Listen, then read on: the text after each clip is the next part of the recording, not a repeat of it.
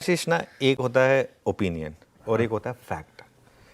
25 साल पहले एक फिल्म आई थी कहो ना प्यार है, ठीक है, जिसने एक मैसिव ब्लॉकबस्टर थी।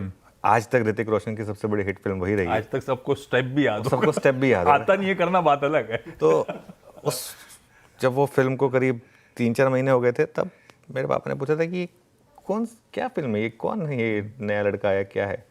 तो मैं उस समय मैं 20 साल का था ऑब्वियसली, और मेरे लिए तो वो ऑलरेडी बहुत बड़ा सुपरस्टार था। मैंने कहा पापा कैसी बात कर रहे हो, आपको पता ही नहीं ये फिल्म आई है ऐसे। पापा बोले मुझे तो नहीं पता।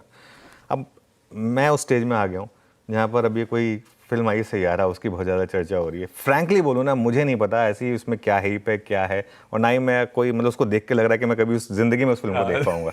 लेकिन वो मेरा ओपिनियन है। फैक्ट ये है कि कहो ना प्यार है एक बहुत बड़ी ब्लॉकबस्टर थी, और फैक्ट ये है कि सैयारा बहुत बड़ी ब्लॉकबस्टर है। इसको आप इग्नोर नहीं कर सकते।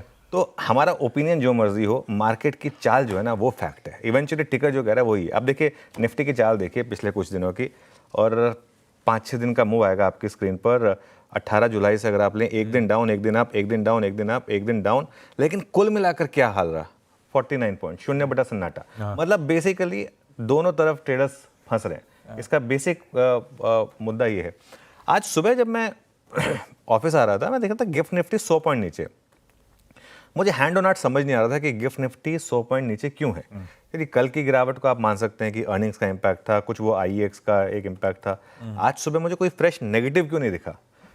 एक नेगेटिविटी जो फिर बाद में मुझे समझ में आई, वो मैंने जब 2-3 ब्रोकरेज के नोट्स पढ़े, वो था बजाज फाइनेंस का, कि बजाज फाइनेंस की शायद कमेंट्री से शायद मार्केट को थोड़ा डर लग रहा है।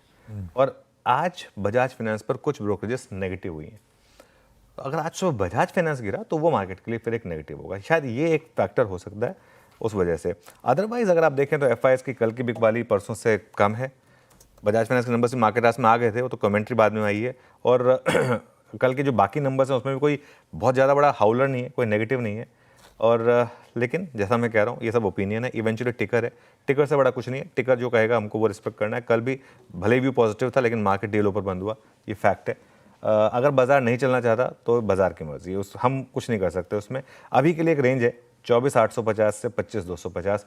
शायद कुछ और सब, ऐसा भी नहीं कि मार्केट कोलैप्स कर रहा है। देखिए जैसे हमने दिखाया 5 दिन में सिर्फ 49 पॉइंट ही डाउन है। कोलैप्स नहीं कर रहा है बाजार, लेकिन हायर लेवल पे टिक भी नहीं रहा है। तो एक रेंज है 24,850 से 25,250। शायद इसी रेंज में हम कुछ टाइम और स्पेंड करें।